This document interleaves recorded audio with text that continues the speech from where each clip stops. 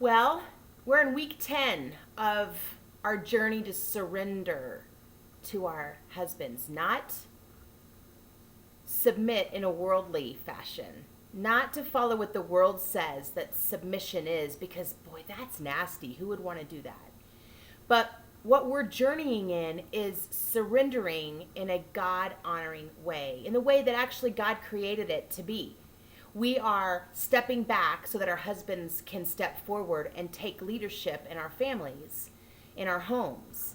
And I have to tell you, I'm seeing such amazing results. And if you ask me if I would see these results 10 weeks ago, I probably would have been less than optimistic. Not only on his part, but on my part, because I'm a certified control freak. I like things the way I like things. I like to do things the way that I like to do things. And for so long in our marriage, that's how it's been. I've been such a control freak, which has allowed him to be very passive. And I don't know which came first, the passive man or the controlling woman. But regardless, it's worked very well in our marriage. At least we thought it had, at least for a while.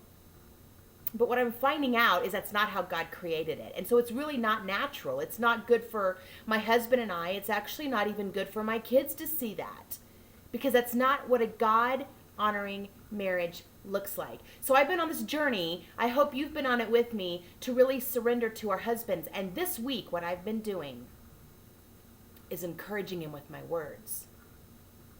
I've been saying things to him like, well, of course you could get that done. You're amazing.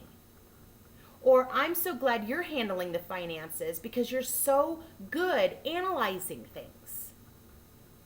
I've been encouraging him without saying, you're so good at that, but, or you're so good at that, however. I've just been flat out complimenting him.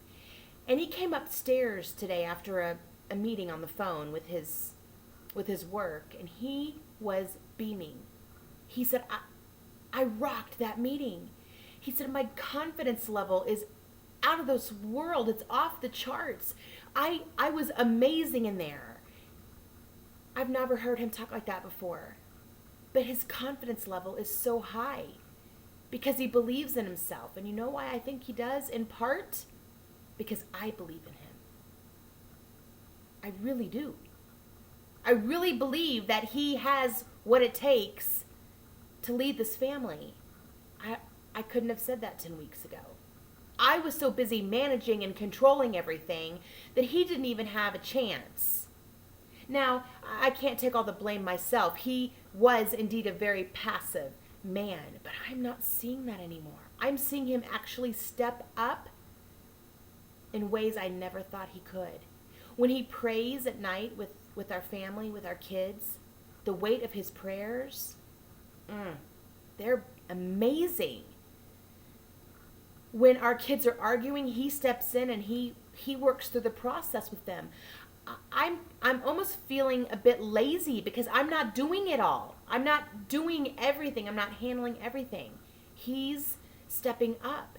And so, girls, I hope that this encourages you to keep pressing on, to keep on this journey to become a surrendered wife. And this week in particular, I want you to start speaking words of encouragement and affirmation to your husband. Even if you are struggling to believe it, speak it. Because eventually, you will. And that's what I'm seeing in my marriage. I can't even tell you. I wish that you all knew me, because my friends who know I'm doing this laugh at me. Because this is pretty much a divine act for me to step back and let my husband lead. And I'm loving it.